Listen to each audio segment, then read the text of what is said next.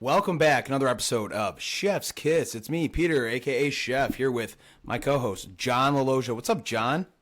What's up, Sheff? How's it going? Fantastic, dude. You're going with a no hat today. I thought we'd go with a couple of hats, but it's okay. No worries. You got a fresh haircut, so I understand why. That's it. Yeah, I wanted to show off my haircut. Normally I wear a hat, but I want to give the viewers and I guess the listeners what they want, even though they can't see me. But take it from me, it looks fabulous. 100%. How are you feeling? I know you were sick for a while, but you're better now. Yeah, I'm better now. Really weird side effects from COVID. My ears, it feels like I'm talking underwater. It feels like my ears, like there's water in them. I feel, I'm talking like this. Like the teacher from, the Peanuts, when the teacher's like, wah, wah, wah, Yep. wah, wah. That's how it sounds. So just a little weird side effect, and I'm okay. But There's a weird side effect that I had from COVID. I pitched in high school and college, and I was not hurt. Like I was fine, but you get achy is one of the symptoms from COVID, and I had a sore left shoulder for like 2 weeks after. And I wasn't doing anything athletic. Like there was no softball, there was nothing. It was like in quarantine, and I just remember my shoulder hurting for like an extra 2 weeks for no apparent reason. super achy. Yeah. So I couldn't sleep on it. It was so super weird. But dude, glad you're feeling better. Are you excited that you might see a Phillies Cubs matchup possibly in the playoffs? Yeah, if that ended today, if the playoffs started today, it would be Phillies and Cubs in the first round of the wild card, and you would root for who? the Cubs. But would it be difficult for you? No, it's like a win-win. It's a win-win. Obviously, I'm living in a city that loves the Phillies. But when it comes down to baseball and the Cubs, like I'm always going to root for the Cubs. I live in the city now. Obviously, we've talked about this before and how I support Phillies sports and all that stuff, and it's great. But when it comes down to it, and it's Phillies and Cubs in the wild card, I would be pulling for the Cubs 100%. So Harper's been on a tear. He's just been ripping balls. 300 today. He hit his 300th home run. 300th home run. Got a great ovation from the crowd. Here's something I cannot understand about Trey Turner. Where does his power come from? What is he, $180?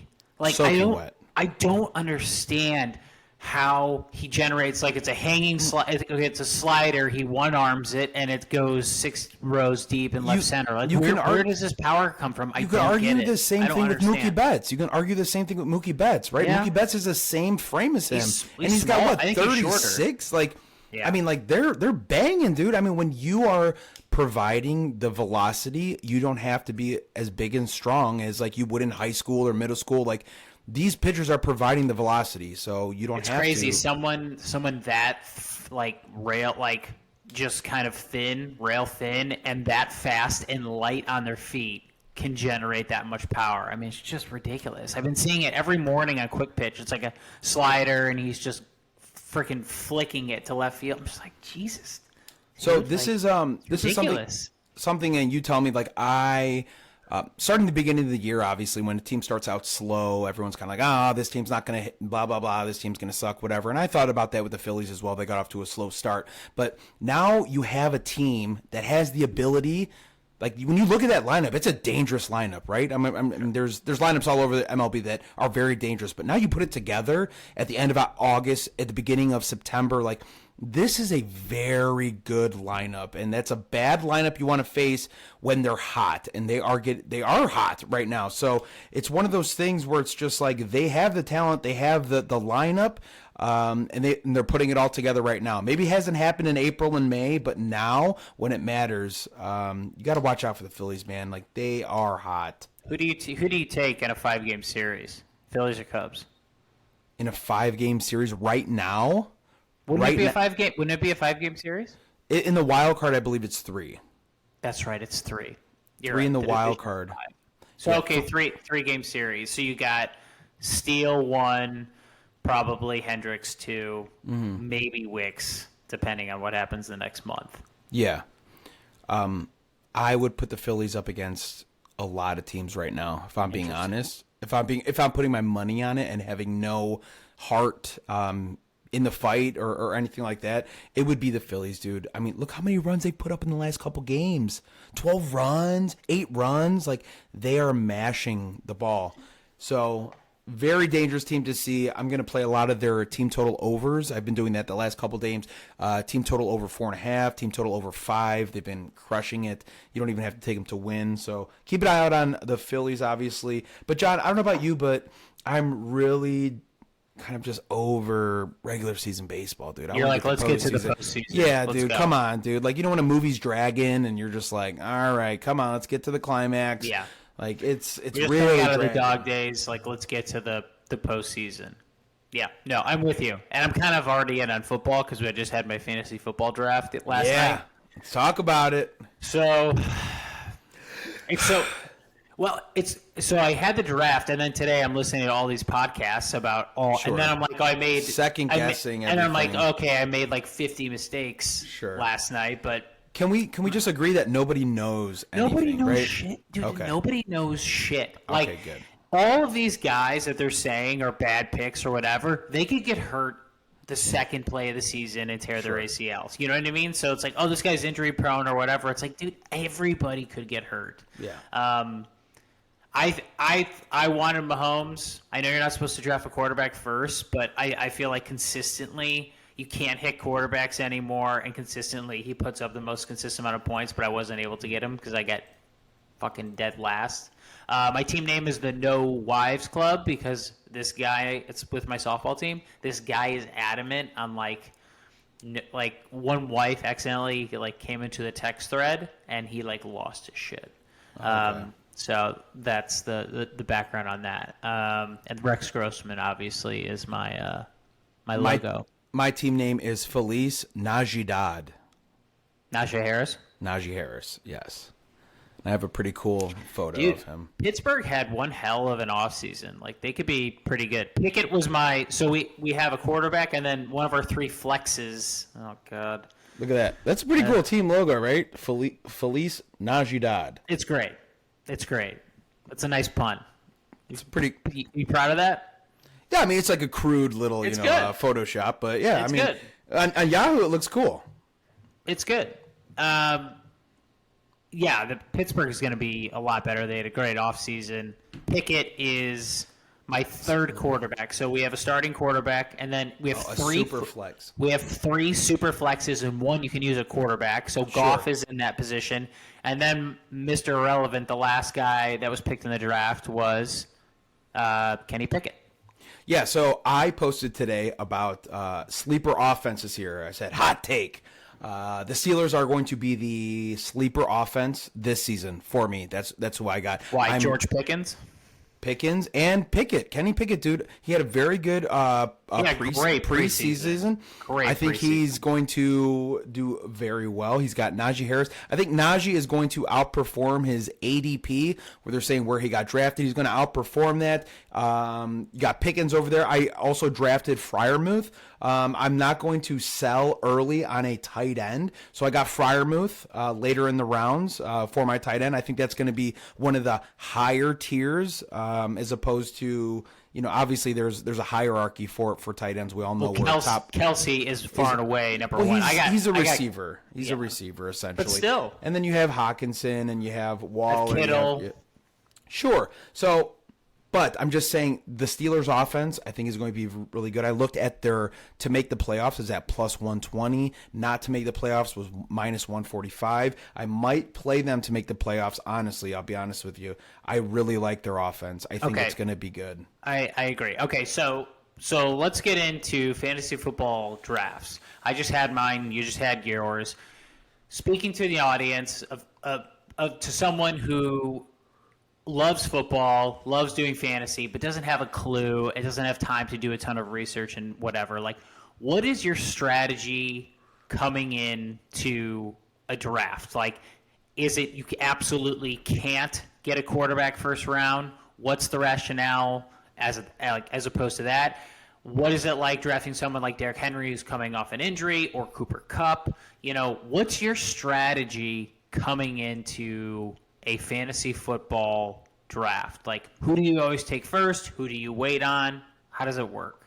So rounds 1 through 6, I'm taking consistency. Okay, I'm not taking any flyers. I'm not taking any risk. Rounds 1 through 6. So first Are those pick, wide receivers or running backs? So this is what I went Tony Pollard with my first pick. Tony Pollard, he's going to run that offense. I know Deuce Vaughn is there as well, but he's got Deuce Vaughn looks real good. Sure, he's tiny as fuck, dude. He's a fucking midget. Let's be honest. I mean, Yeah, but that's he's totally fine. young. But he's young, dude. Sure, sure. You know the number one thing I start looking at in I drafts understand. is age. I go like to age. Sure. It's huge. But let's also look at a committee backfield. At least I'm not dealing with 3 backs. There's a lot of teams that run 3-back committees. So this is what you're looking at here. I'm looking for consistency. I got Tony Pollard and I went A.J. Brown, my 1 and 2. I picked 9. So I got the first pick and then another one and I went back to back. So I went Tony Pollard, A.J. Brown. Very consistent right there. So that's what I'm looking for in my first 6 rounds is consistency. Najee Harris fell to me. Like I said, he's going to outperform his ADP. And then I waited, I think it was maybe the 5th round until I got a quarterback. And you got to kind of look at where quarterbacks are going off, where you're willing to start picking one up, right? Because there's Why obviously why did you wait till 5 to pick a quarterback? Why did you wait till round? Why did I wait till round? Because I wanted to solidify my wide receivers and my running backs. So Why prioritize wide receivers or running backs over a quarterback? because the discrepancy between quarterbacks, point differential, and a wide receiver 1, I think is very different. So if you were to have Lamar Jackson, Justin Fields, Justin Herbert, their discrepancy or their variance between their points is much smaller than if I got Keenan Allen, A.J. Brown versus a T. Higgins and somebody else. So those point differentials are going to be much larger, in my opinion, when you have a wide receiver 1 versus a wide receiver 2 or 3, as opposed to I have a quarterback. There's a lot of quarterbacks that rush now, dude. I got Justin Fields, right? I know Justin Fields doesn't play in a good offense. He doesn't play in a good offense, but he's a 1,000-yard rusher, right? So what am I looking at? I'm going to get 1,000 yards from Justin Fields. I'm going to get a couple passing touchdowns, and he's still young, so he's got a lot of tread on the tires. So that's what I'm kind of weighing out. I put things in my queue, quarterbacks where I'm willing to take them, who's leaving, and you gotta monitor the draft, right? You see Mahomes going, you see Josh Allen going, you see Lamar going, you see Hurts going. So now you kind of see, all right, now I got my wide receiver, I got my running back, and I have another wide receiver. So maybe I got to pull the trigger now here on a quarterback who's going to get me over 1,000 yards. So you have to monitor the draft is like where people are going. At least in my opinion, that's what I did. And that rushing ability from the quarterback means a lot to me. So that's why I think I pulled him maybe a 5th round. I got Lamar Jackson for that very reason. Like he gets so many, and almost every play is a net positive. Like he's getting some sort of yardage or some sort of points. He's just a phenomenal fantasy quarterback. Let me ask you this: someone already proposed a trade. I want to get your Oh my take God, on dude! You drafted yesterday. Yeah, someone sent me a trade this morning. So Get out of here, dude. Obviously, I'm a big Packer fan. I wanted Christian Watson bad. It was taken from me, and I didn't get it. Okay. I got Chris Olave, who I think is going to be a stud, and I really like that Carr is throwing to him a lot. Sure. Yep. I really, really like that. He wanted to give me Watson for Olave. I didn't do it. Yeah, I think that's more of a homer pick. I think he's trying to feed into your Packer mentality. Yeah, but I also think Watson's a stud. No, he absolutely is. But would you rather have Jordan Love throwing to him, or would you rather have Derek That was Carr? it. That was the reason I didn't do it, is because I know what Derek Carr can do, and I don't know, or I have an idea of what Jordan Love can't do. Sure. On a consistent basis, you know what I mean? First year, first offense, like he had Aaron Rodgers throwing him the ball, you know what I mean? He threw him open so many times. So John, I need to see more of Love. one of the things I looked at too is the division that players are playing in. So But for a receiver, do you look Is like when you're selecting a receiver, do you look at who's throwing to them? Is that important to you? 100%. Yes. Yeah, that's absolutely. for sure. Yes. Yeah. I'm not taking a Texan. I'm not taking Nico Collins. I'm not taking very much. Right. I want to know who's throwing to the quarterback, who they're throwing to the wide receiver. Right. Like I picked Mike Williams, like because he has Herbert, and I didn't pick Keenan Allen because I feel like he's older and way more injury prone than Mike Williams, even though Mike Williams sometimes gets injured as well. Mm-hmm. I took Keenan Allen. Keenan Allen because of that I had him, and consistency. he's always hurt. I just couldn't take him again. He has very good consistency, and I haven't When seen. he's on the field, he's awesome, but he was not on the field enough for me. Sure. Another thing I look at here, John, is the division that they play in. So like we mentioned, Justin Fields. Why do I take Justin Fields as opposed to maybe Lamar Jackson, even though if he wasn't available? The NFC division isn't very good. Well, let's look at the NFC North, and these are where stats come into play in analysis, right? NFC North allows a lot of rushing yards. Well, the Packers are really bad against the rush defensively. They give up a ton of rushing yards. Lions, Vikings, and Yes. Packers all had top 4. I believe one of those teams was out in like the top 7 or top 8, but top 7, top 8 for most rushing yards per game last season. Okay, the Bears had the most rushing yards per game last season. You wouldn't even think that, right? Who has the most rushing yards? The Bears did. Bears had most rushing yards, 177 rushing yards per game last season. So yeah, but they're also the worst team in the league. okay, but but that doesn't matter when we're talking about fantasy. I understand. We're not talking about wins and losses. We're talking about yards. I totally agree. But don't they want to get Fields away from doing that? Like they're probably not going to rush him as much this year. Oh, John, they're going to – I mean, Tevin Jenkins is gone for 4 games, one of their biggest O-linemen. You know the guy's going to be running again. He had over 1,000 rushing yards last season. I'm counting on that to be – he's not going to change the whole – You're talking about risk. Aren't you worried that he's going to get hurt? Because he's so young. That is high risk. That is why I did not take Lamar Jackson, because I know Lamar Jackson isn't old, but he's got more tread on the tires than Justin Fields. If I'm going to pick a quarterback, but he doesn't run as much as Justin Fields. There are designed runs for Justin Fields. Sure, but Justin Fields is younger. He's got less tread on the tires. If I'm going to take a quarterback who I can still think's got a lot of running ability, it's Justin Fields, at least from a fantasy perspective. In the division that he's playing in, like I said, most rushing yards given up. Bears have the most rushing yards. Those are just some things I think about. And then obviously, John, you have like 30 seconds to 1 minute to kind of figure out how you're going to do this, right? Lamar Jackson's only 2 years older than Justin Fields. And Justin Fields was literally limping off the field at the end of last year. He could barely walk. Lamar Jackson was injured multiple times as well. So it's not like Lamar Jackson's... I understand. You know,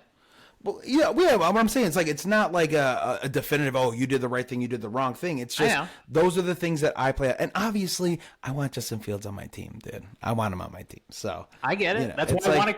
Yeah, I wanted Christian Watson on my team. It's the same exact reason, but I was like, I can't give up Olave. I think Olave is a stud. I think he's so good, and if he's got someone throwing to him, I think he's going to be awesome. Let's talk about this, John. So you're obviously talking about Chris Olave. My worst pick of the draft, I reached, okay? I definitely reached. I went and got Jamal Williams, okay? Jamal Williams, obviously. I almost picked him. I had him last year, and he was awesome. Yes. Obviously, last year, for the system that he was in and how they used him, 17 rushing touchdowns, dude, bro. I mean, that's awesome. And I had him as well. So I picked him up against this year. I reached a little bit too much for him. We know the first 3 games he's going to get the majority of the rushes because Alvin Kamara is out dealing with those, issues for judicial, whatever. So we know that he's going to at least have a very good upside the first 3 games. After that, we're not so sure. But I reached on him. But I think that's also a very good safety plan. If anything else were happen to Alvin Kamara, you have a great back. And who knows, maybe he's getting all the goal line touches. I don't know how they're going to use him. I reached a little bit on that. Yahoo flamed me for it. But I still like Jamal. Anybody who scores 17 touchdowns last season, dude, I know he's in a different system and all that kind of stuff, and there's someone in front of him. Do you start him over J.K. Dobbins? I don't care for J.K. Dobbins. A guy coming off of an injury like that, I don't care, especially in an offense who has a quarterback who has the ability to run. He's going to be missing a lot of the goal line stuff with Gus Edwards, apparently. Gus Edwards might get a lot of goal line touches. I don't know. But for me, J.K. Dobbins, I was not going to take him regardless. Why? Okay. Did you take him? Do you like him? I picked Jamal Williams. I picked J.K. Dobbins. I got Saquon Barkley. Yeah. You know what I feel bad about taking, and now that I'm thinking about it, is Cooper Kupp. Because Cooper Kupp's awesome, but what does LA have to play for? Like, Well, if Stafford's hurt, are they just going to shut him down? No. McVay's going to be out of there? He's gonna be on a different team by Halloween. He'll be on a Kupp? different team. You think so? 100%. Aaron That would Donald, be really good. Aaron Donald, Matt Stafford, Cooper Kupp. Some of them are going to be gone by Halloween. So think about this, right? I didn't touch Cooper Kupp because I didn't like that risk involved with it, right? He's a little bit injured. We don't know what's going on. Matt Stafford, he's like, I can't relate to these guys. But if you did pick him up, I think there's a lot of value there because I don't think he's going to finish the season with the Rams. I think he's going to go to somewhere else by Halloween. And we're going to clip this up when he gets traded, Cooper Kupp to another team by Halloween. Clip it. You know, I think is going to be really good if Sean Payton can fix Russell Wilson is Cortland Sutton. Mm-hmm. I picked him up. I think he's a stud. I think he's so good, but he just had no one throwing to him last year. And I feel like with Sean Payton, like Judy or Sutton, those could be really like sleeper picks. I feel like if Russell can get back on track. I don't know if Russell. Sorry, go ahead. But is it Russell physically can't do what he used to do, or was Nathaniel Hackett that bad, and he just needs Sean Payton to help him? Here's the thing. Sean Payton came into a system. He was giving these tools, right? He didn't draft Russell Wilson. He wasn't given any of these tools. I think he is going to implement his standard for this team, and if Russell Wilson doesn't meet it, someone else is coming in. So I don't know if Russell Wilson finishes the rest of the season if he doesn't come up to the standard of the team, honestly, because Sean Payton's playing for next year, the year after that. He's coming into this situation. He's not like, oh, Russell Wilson's my guy. I don't know if Russell Wilson finishes the season as the Broncos starting quarterback because I think they're sold on Sean Payton as the coach and then kind of implementing your system with the Broncos and then filling in those pieces. Does that make sense? It makes sense. Can we talk about what happened? I mean, it sounds like you think he's just done. You don't just fall off a cliff like that at 30. What is he, 35, 36? What do you mean you don't fall off a cliff? He wasn't like Lamar Jackson. He wasn't running that much. He didn't take a lot of hits. He runs a lot. He's out of the pocket majority of the time. That's where he found success, is out of the pocket. Yeah, but I don't remember him taking the hits like Fields or Michael Vick or Lamar Jackson. I don't remember him ever taking a big hit. I don't even know if it has to do with hits, John. Honestly, I don't know if it has to do with hits. How physically, like Brady plays till he's 45. Aaron isn't almost 40. Everybody. That's an anomaly. Those are the greatest of the greats. Like, I understand Russell Wilson was a very good quarterback. He is a very good quarterback. People thought he was going to be a Hall of Famer. Sure, John. But if you can't put up more than 17 points per game and win, it doesn't matter. They have a great defense. They won the best defenses last year, and they can't put up more than 17 points. I just can't believe you can be that elite and then fall off that quickly. It's shocking. It's shocking. I don't get it. Like, I don't understand. It's John. There's a shelf life for everything. NFL stands for not for long, and of course we want to put these people on a pedestal. And they made it to the highest tier, and they went to a Super Bowl, and they won a Super Bowl. But there's a shelf life for everything, man, and also the offense too. If you don't fit in this offense, if your skill set isn't meant for that, or your body doesn't respond to it anymore, I don't know. I'm not sold on Russell Wilson. I'm not sold on the Broncos. I don't know. I don't care what you've done. I care of your trajectory moving forward. Okay. Have you been watching Hard Knocks? So yes, I didn't watch. What's your take on Hard Knocks? I'm sick of Aaron Rodgers, dude. Anytime this guy, give me 1 second. Anytime this guy says anything, oh, you touch me, bro. Show some respect. I don't know who you are. sports media, they are all over him, dude. The guy didn't even say anything that great, dude. He's like, that's the fight I'm looking for. Like, the media ate that up. Nobody cares, dude. You just said something. Like, you're mic'd up. I'm so sick of the fraudulent recuperation of your character and stuff. Like, I know who you are, dude. I've seen you for the last 2 decades. I know who you are. This whole, like, and I'm waiting for it, John. I'm waiting for week 7 when it turns bad and he starts turning on his wide receivers and it comes out in the media and he's like, well, we're not on the same page and they're not running the right routes. And Garrett Wilson's like, what the fuck, man? I thought we were cool. Hard Knocks isn't here anymore.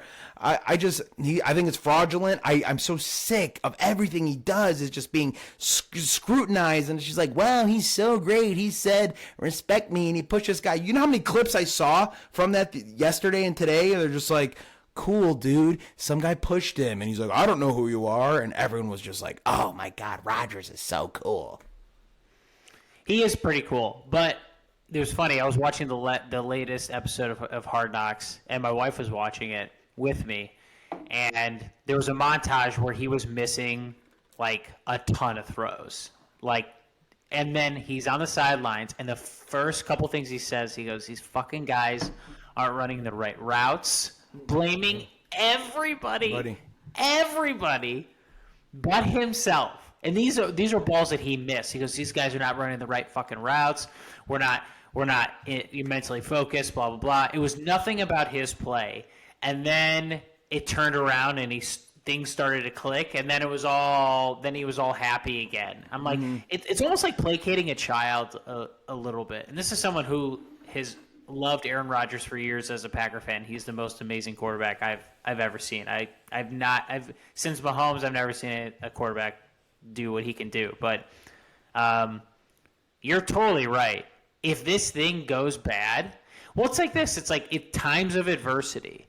Like when things get hard. I think that's what Brady was so great about. I think that's what Garoppolo is really good about too. Like guys like him, guys rally around him when things get tough. He can like hold his own and hold it together. And I just see Rodgers. If things don't go his way, he just fucking loses it. And if they start losing games, dude, he 100%. It's going to turn on you. All this goodwill that was built in Hard Knocks, and HBO's really trying to repair his image, and obviously he's trying super hard because he took a big hit in the last couple of years. It would not surprise me one bit if they go like 7-9 or whatever. Like, and you know what though? He'll say fuck it and retire. I know he will. There's no way if he does not have a winning season, I guarantee you he retires. Yeah. I guarantee it. I'm not sold until I see it. A lot of these people are very big on the Jets and all that kind of stuff. He's good. He's going to make them better. They're going to be. I think they're going to be better. Obviously. They're going to be a playoff team. They're going to be a playoff team for sure. Right. But until he starts turning on his team, when things start, like you said, in the face of adversity, when things start going bad, he's not great. He's not great. He points fingers and he doesn't take a lot of responsibility. Even though someone as great as him, the last couple of years, he has missed throws that he has never, ever missed. And he's missed them by a significant margin. Mm-hmm. And he's never taken responsibility. It's never his fault. We're going to see it. And that's something that drives me crazy. Even as a Packer fan, I'd be like, he's so awesome, but god damn, he makes it very difficult to like him. He really does. Yeah, especially as a Bears fan. John, we have the best season of the entire year coming up, autumn, a.k.a. fall. Love it. It's my favorite. We have the same wedding anniversary, October 5th. We do, yeah. Isn't that great? That would be my number one thing on this podcast that I would say I love about fall is the fact that you and I have the exact same wedding date, October 5th, 2019, right? Hands down, yep. That's amazing. So we're going to do a draft, best things of fall. Best things of fall. So we'll go back and forth. And you want to go first then? Was that your first pick? No. That's okay. Just honorable mention. This is an honorable mention. Hands down. All right. So do I do top 5? Yeah, I think I got more than a couple. So, I'll go first. Okay, go ahead. Best things of fall, being fat. Is Being that fat. 5? I We gotta go. didn't. We gotta I go didn't 1 rank- through. We gotta go. Start with the top number Oh, 1. Let's do Jesus. 5 and then work up our way to 1. All right, fair enough. I didn't rank them, but I'm still gonna put that at 5. All Being right, you don't fat. have to rank them. Just list them. I don't care. Whatever. Being fat, okay? Being fat in the fall, so great. Okay, obviously I'm super chubby. Well, just regular chubby. But being hot in the summer is like the worst freaking thing ever. I literally wake up every day wondering like, should I wear a tank top? I have tank tops. I wear tank tops every day, dude. Because why? Because it's so freaking hot all the time. So being chubby, I want to be cool and all that stuff. So being fat or being chubby in fall is a great thing because the weather is cool. Obviously body weight, all that kind of stuff. So that would be my first one, fifth one, whatever it is. Being fat in the fall. That's my number 1. Being fat is your number 1. Number 5, whatever. Okay, my number 5 is the hoodie. The hoodie weather. I love nothing more. I don't like a jacket. Jacket's a lot. Jacket's too much. A nice jeans and a hoodie is, and the weather, low 60s, high 50s. That is like peak perfect weather because I sweat a lot. I'm Italian. Yeah. You understand? Used You to get be hot. chubby. It used to be chubby. I used to sweat way more. That hoodie weather is my favorite. I mean, that's why I got married in the fall. The weather is absolutely ideal, and hoodie weather is my favorite attire. It's better than summer. That's how much I love it. So that would be my 5. Go ahead. You can go. If I got to choose to be buried in something, it would be a hoodie, shorts, and a hat. That's 100%. my favorite Yes. outfit. I Me would too. say. Me too. A nice little oversized hoodie that gives me some room, comfortable, hasn't been washed yet, like a brand new one. Nice shorts and a hat, ideal outfit. Yeah. Shorts and a hoodie is my favorite thing. Hands down. Next thing for me would be pumpkin everything. Okay, Yes. I love pumpkin. I am the Me pumpkin too. king. I love pumpkin. I don't care how basic it sounds, how bad, people talk shit about it, pumpkin spice, all that stuff. I picked up some pumpkin spice yogurt covered pretzels the other day. I put it on my story. Dude, those look good. Phenomenal, dude. Phenomenal. Absolutely. Pumpkin coffee, pumpkin Love pumpkin yogurt coffee. covered pretzels. Those yogurt covered pretzels are so good. So just the flavor of fall. The flavor of fall for the next couple months is pumpkin everything before we get into cinnamon and apple and all that stuff. But pumpkin everything, that's my next pick. Yep, I would agree with that. So basically, I'll just go off of what you said, unless I completely disagree. Pumpkin 100%. So you get the pumpkin spice latte, which is phenomenal. The pumpkin cold brew, the pumpkin cream cold brew from Starbucks is phenomenal. It's probably my favorite drink. It is so good. I love pumpkin pie, pumpkin coffee. Yeah, dude, anything. My wife makes. This is my. She makes a lot of things that are great, but every fall, instead of banana bread, she makes pumpkin bread, but with chocolate chips in it, dude. Oh wow, dude, it is I can't stop eating it. It is so good. On the weekends, for football, she'll make her chili, and then we'll have nice for little dessert. For dessert, we'll have pumpkin chocolate chip, and it's really moist and softened bread, and get a big glass of milk with it. Oh, dude, it's so good. John, honorable mention for that. I'll let you know. There's a breakfast place by me called Turning Point, and they have pumpkin pancakes. And it's not it's not the pancake that gets me, but it's the icing. They have an icing on the pancake. Yeah. It's like a pumpkin icing. Oh my God, it is a sweet treat. So good. Goes along with that as well. My next one, John, is going to be October baseball. Obviously, me and you can relate to that. There's nothing better than the fall classic. Baseball in October, nice and cool, night games when things matter. We played 162 games. Now these games matter. We're going to play a series. October baseball, that's my pick. Yep. My pick would be, we're going to get really basic. I'm going to be on the basic train. I do not like reality TV, but I love the show The Great British Bake Off. Oh, wow. And I love that show with a pumpkin spice latte or something pumpkin because it just feels like fall and it airs on Netflix. Wow. And I studied abroad in London, and it's the best show. I just love it. Say the name again. The Great British Bake Off. Wow. Okay. It's on Netflix. I highly recommend it. Dude, you will get hooked. It's like 10 seasons. It's amazing. It's just regular people doing a baking competition, and they do bake different things, but it's in London, and it's amazing. It's unbelievable. And I have the GBBO. Yes. That is one of my favorite things of fall because it also parlays into like I'm usually having that pumpkin chocolate chip bread, or I'm having like a pumpkin spice or an apple cider donut. That's my favorite thing with coffee. So that's mine. You can go ahead. Next one would be crock pot recipes. Especially for being a lazy man, putting things in the crock pot, setting it for 6 hours, 8 hours, whatever it is, chili, buffalo chicken dip, a lot of dips, a lot of bean casseroles, things like that. Everything in the crock pot makes it very simple, very easy, great meals for lazy people like myself. Crock pot recipes, that's my pick. Yeah. My wife makes great chili, slow, like crock pot. Yeah, she has like a million recipes for that. We just got an air fryer, which I'm pretty pumped about. I don't know what you make with that.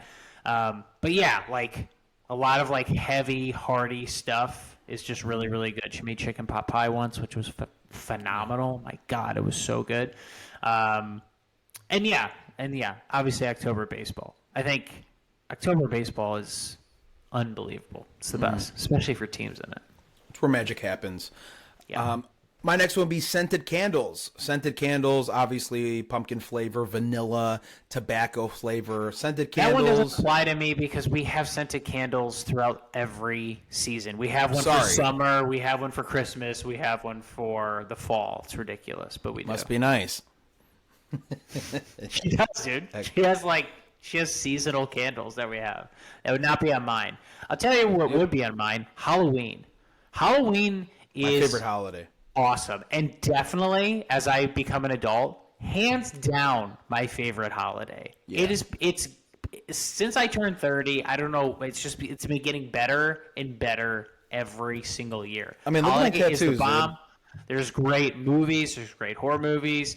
And then also too, like, it's just a fun, you know what I mean? Like, there's no Christmas and Thanksgiving. There's candy a lot of everywhere. But there's a lot of obligation. Yeah, it's like it's fun. You can be weird. You can be silly. You can act a certain way or dress a certain way you normally couldn't do. A lot of stuff. You get a free pass on Halloween, and also candy. It's amazing. Yeah, I'm all about Halloween. Halloween is definitely my favorite holiday for sure. I mean, I've desecrated my skin full of Halloween actors and movies. Dracula, Creature of the Black Lagoon, Wolfman. I got Frankenstein on the back. I mean, my whole sleeve is all 1930s classic Universal monsters. Like, I don't know anybody else who has that. It's just so fucking dope, dude. I mean, there's Frank, dude. Frank. I mean, nobody loves Halloween like I do. I fucking love Halloween. How did you get into those movies? My father got me into the 1930s horror monsters. Abbott and Costello. I don't know if you are familiar with them. Obviously, they're very good. Yes, they're a very good comedy couple, but they also have a lot of great movies, especially Halloween movies type stuff. It's one of those things, John. I grew up with it, and my father showed it to me, so I have a what's that word? I have a affinity for that whole kind of culture and all that stuff.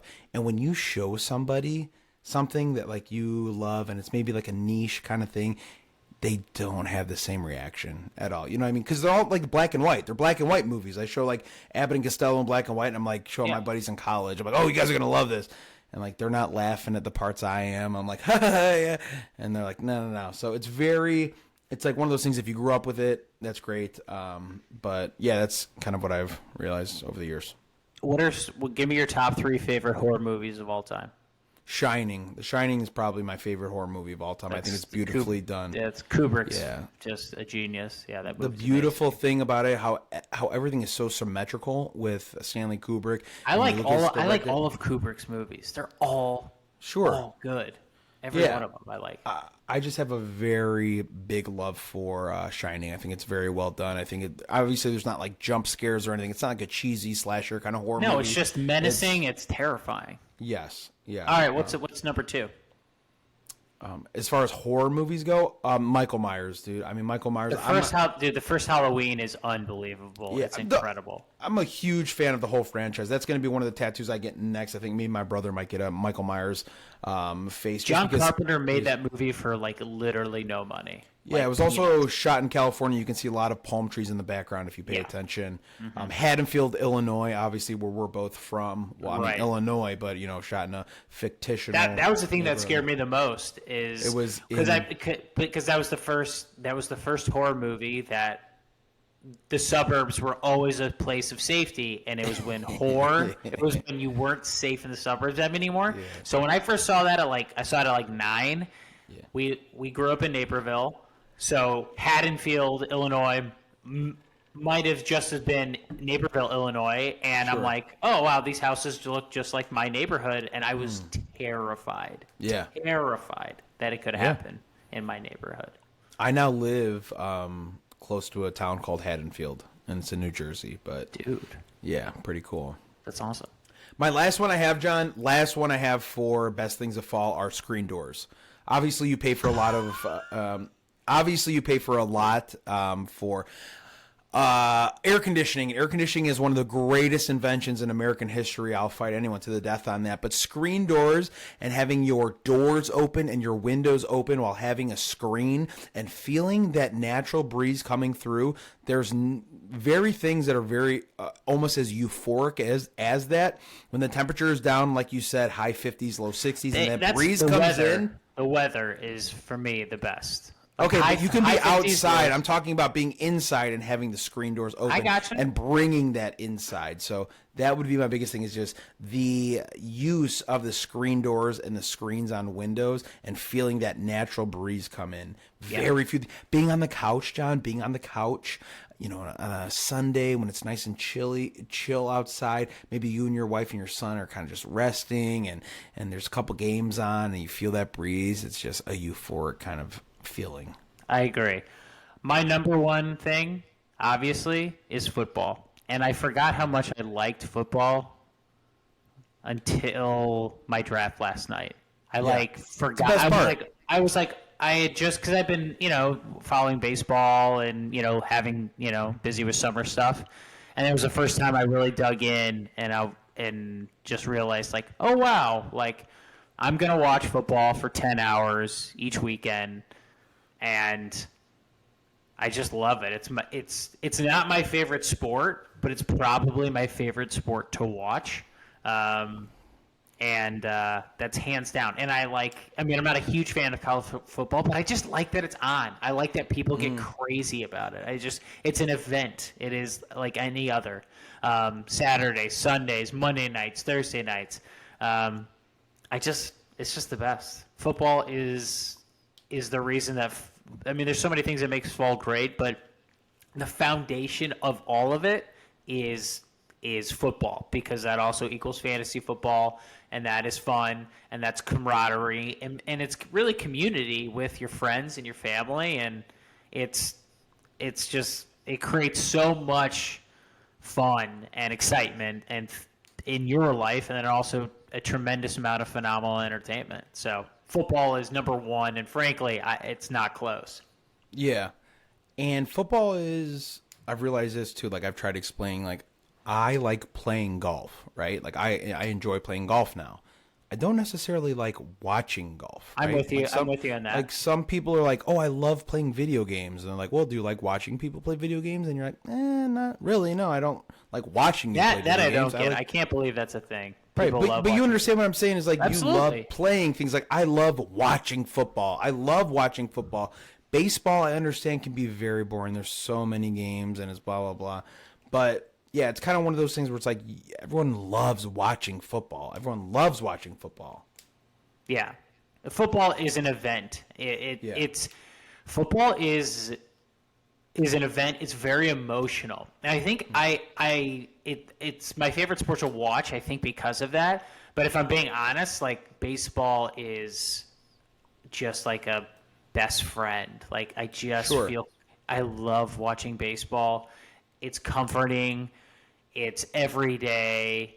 It's like a close friend where like football is like I don't know, like a super hot girlfriend that Yeah. you're like, oh, God, man, like I'm only dating her for Once a week. this is Yeah. not gonna last. This is not Right. gonna last. There's few games, like, but this is amazing, and the highs are super high, and the lows are really low. But baseball is like, I feel so comfortable and happy and content with baseball. Football is different. Football is an event, and I get so fucking excited about it. But also, I lose my shit. I get more angry when the Packers do not play well or something happens in fantasy. And I tell myself every year, like, you're an adult now. You have a child. Like, don't scream at the TV. Don't get pissed off about fantasy or the Packers losing. And every year, like, case in point, I told myself I wasn't going to do that.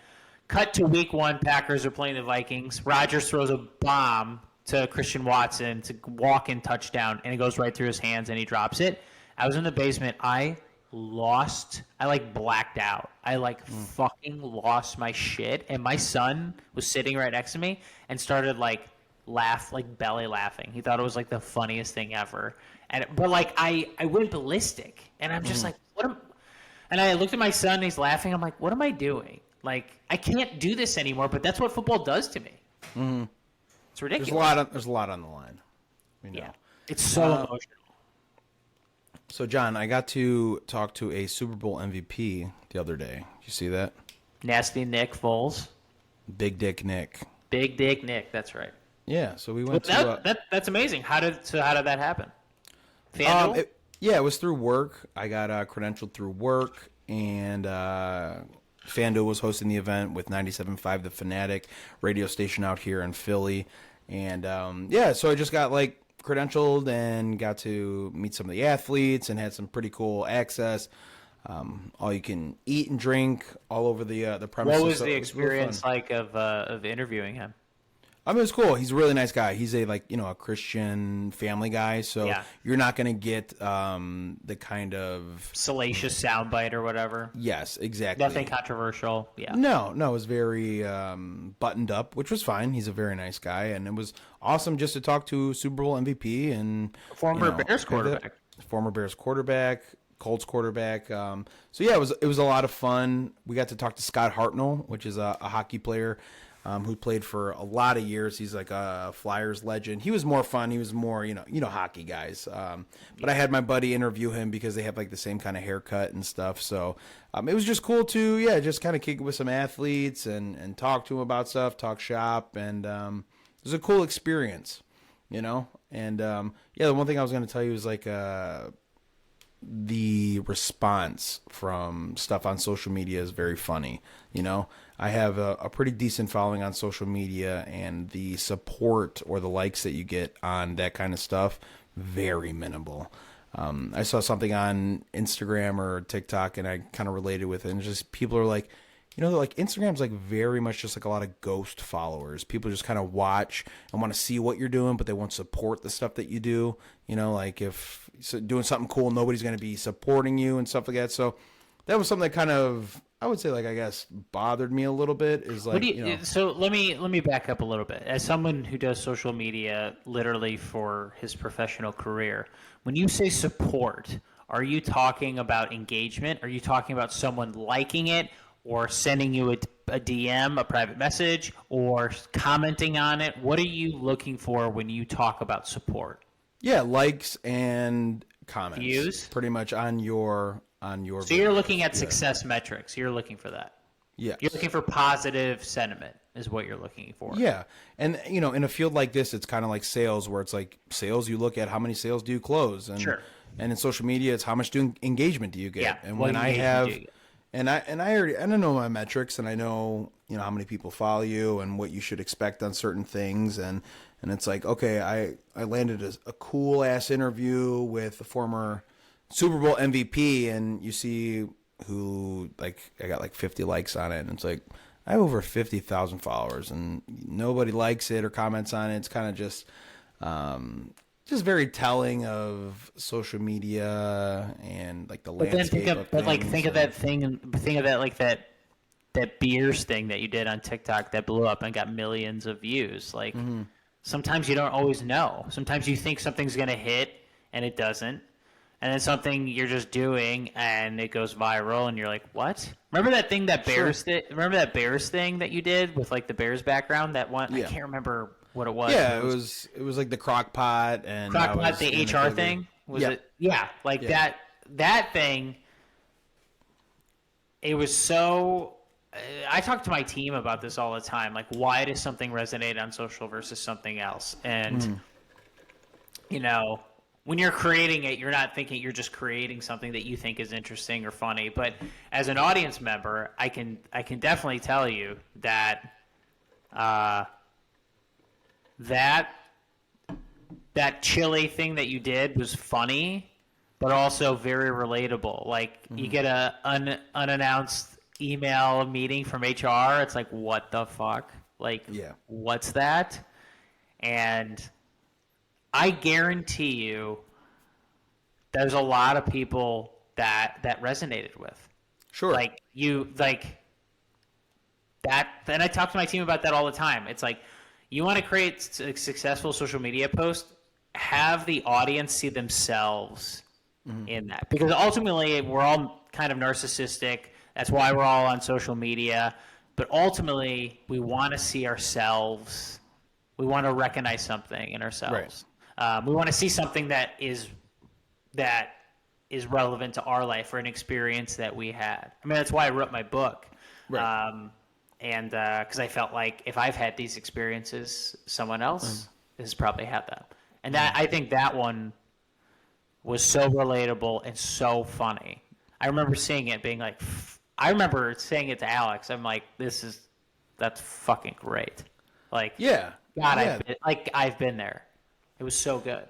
Sure, but like the thing with Foles, like, it's amazing. It's unbelievable you were able to do that. It talks about also like how you're progressing in your career and everything. You work so hard to get an opportunity like that, John. I can make a fucking TikTok in my kitchen at any point and try and relate and be like, oh, well, we're drunk on a Sunday watching football. Like that, I can do that anytime. But I have worked my tail off for the last 3 years building something, trying to get opportunities like this. And then I get an opportunity to do that. And then it's like, oh yeah, no one gives a shit about that, and I don't do it for anybody else, obviously, and I don't do it for that, John. Dude, if you're looking for affirmation, like from outside sources, and I understand that I don't do that, and I'm very happy in my own personal life. I have a beautiful wife, beautiful daughter. That is an amazing accomplishment. Like, and that show, anyone who has half a brain who's followed you knows, like, holy shit, he got this person on, or like, well, look at the guest he landed, or wow, he was on foul territory. He's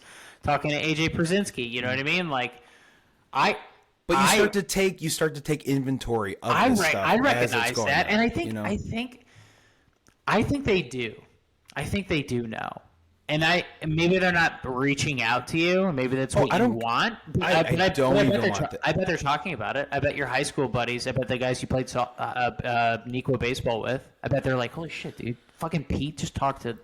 They're probably talking with their friends or messaging and be like, dude, like, do you see Pete? Like, he just interviewed Nick Foles. Or like, dude, you see Pete? He's like on like I follow foul territory. He's on the show talking to AJ Przinsky. Like, sure. You know, and I'm not looking for messages or anything and stuff like that. It's just like something that you observe and you're like, wow, okay, like the pinnacle. Like you're like, wow, I've worked hard to get to this, and then it's like, oh yeah, nobody gives a shit, and it's just like something you kind of, like I said, you just keep inventory of that, and you're like, wow, okay, I see kind of how social media works and all that stuff. And like I said, it doesn't ruin my day. Like that was a great day I had, and it was an awesome opportunity, and it's going to continue to grow. But it's just kind of like one of those things, I guess. You know? Social media is like that, man. Like it's really weird. It's unique. It's timing. It's the algorithm. There's so many different factors. Anyone who says they know social media is full of shit. They don't. Because the platform changes all the time. The algorithm will change who sees it and who doesn't. Sure.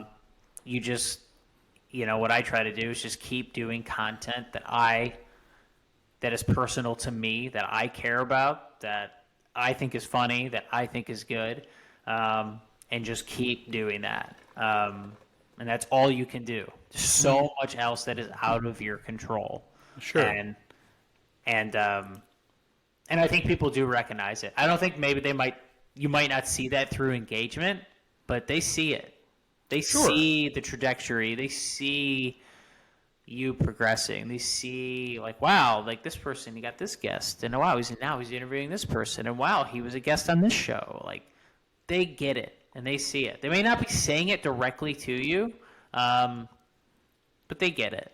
Yeah, and that's like I said, I'm not looking for that. I'm just looking. I know, but you seem a little you seem a little bummed out, and I'm saying you shouldn't. You shouldn't feel you shouldn't. They shouldn't bother you. You should really. You should. That's a great win.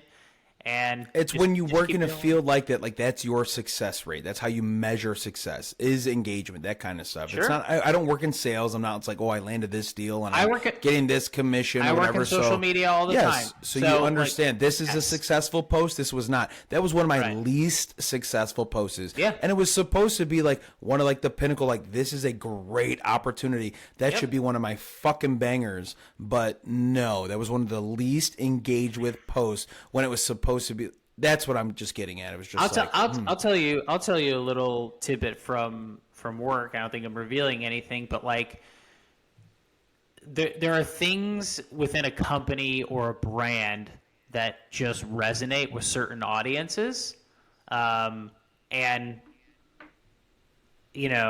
exteriors of our buildings, which you would think are not interesting, like different hospital B-roll locations. shots, like different hospital locations or whatever. It's like different places of care. Like, why would just an exterior still static image? Mm. You would think. I thought that would scroll past that. That would be so boring, right? And then I talked to our agency. I dug into the numbers, and our audience loves it. It performs so well, and we do them all the time. Sure. And I thought about it, and I talked to people, and the reason is, and it's sometimes you overthink things like, oh, it's got to be this or whatever. It's like, it's because it's this simple. They've been there. Or they've known someone who has gone to that place, or they drive past it through work. So they'll comment on it. They'll like it. It'll get a lot of views. They recognize it. It's impacted. It's a part of their life just by existing. And it does very well. Normally, I would never post that. Initially, I was like, I don't want to post exterior shots of buildings, but we do it all the time. And we have high res, and we get really high resolution photos, really great renderings, and they do extremely well. Yeah. And that's just something you learn through the business, and certain things really work. Like, I had another company that like videos didn't work, but they loved infographics. And I hated it because I ended up creating an infographic. Like, I was like, God damn, like, sure. I have to get it's knowing your audience. Yeah, it's knowing your audience, but I was like, whatever. I have to do an infographic. It's going to take me a couple hours to create, but I'll do it. And it did really, really well, that particular audience. Like, you just have to know. And if engagement is your success factor, take stock of that. You know what I mean? Sure. And also, too, like Nick Foles, that's a huge get. But, this parlays into something that we've talked about before, like Major League Baseball marketing. You don't want the best players. You want the most interesting players. Sure. Nick Foles is a great guy. But is he, one, he's not Patrick Mahomes, or he's not Shannon Sharp. You know what I mean? Like, so there's that factor, too. It goes to your thing of, I'll get to the last point, one of your topics that you wanted to talk about was who would you invite to your barbecue? Which professional athletes would you want to go to your barbecue? I'll tell you right now, it's Peyton Manning and Eli Manning. Like, immediately. Like, 100%. Yeah. Not because they're great athletes, but because they have personality. And that's what sells. You do an interview with a person, like it's all about their personality. Who is the subject you're interviewing? You know what I mean? There's nothing controversial about Nick Foles. We just basically deduce that. Right.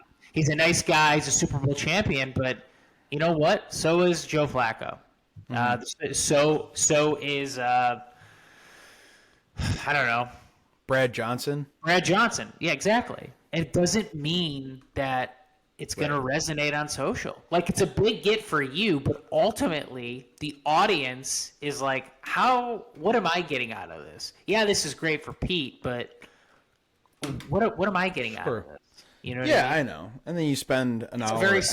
You spend an hour editing it, and then you're like, Oh God, dude, that's a killer thing. So you spend so much time creating this social content, and it's gone in microseconds, like nanoseconds. And it's always the shit that you spent 5 seconds on that hits, and you're just like, dude, absolutely. And you're like, why don't I just do that? You have no taste. Or we did this post that's not going to get any engagement, and 100 people approved it or whatever. And that happens all the time. All right, John. I think I've done it for so long, I'm just like immune to it. Dude, you're doing a great job. Keep it up. I'm very proud of you. Oh, thank you. It's just like, I like to talk about this stuff. I think it's good. I think it's good. You should talk about it. Who else are you going to talk to about it? You know what I mean? Yeah. You have no one else to talk to about it. And I work in it in. Well, no, I'm just saying, like, I do this for a living, and I totally get it. I totally know where you're coming from. I don't have my own personal brand. I mean, I do. I have my own website and my book and other stuff too, but I don't have the social following as you, but I get it. And I understand how frustrating it is when you think like this is going to be awesome, or we're creators, we're creative, and we're sensitive. You know what I mean? Right. And you want something to hit, and when it doesn't, it's hard not to take it personally, but it's but on social media, it's so much more than that. It's so egotistical. It's like what they want. You know what I mean? Like what do they want to see? And they don't want to see Nick Foles. They want to see Patrick Mahomes. Yeah, but it's also like, there's a lot of, I understand. I'm not trying to sound like a bitch over here. You're not. This is good. But this is good. This is like a little therapy session, and this is helpful. Sure. All right, John. We're gonna save the barbecue for next episode. Is that cool? Well, yeah, that's fine. Are we going long here? We did the we're at an hour. Wow. We did the best things of fall. So that was a good was a good draft. We did the fall one. We'll do barbecue next episode. Okay. Forget. Okay. I'm sure they'll forget the two people I said. Probably. Yeah. All right, man. I'll see you next episode. Peace. Thanks for listening. All right, guys.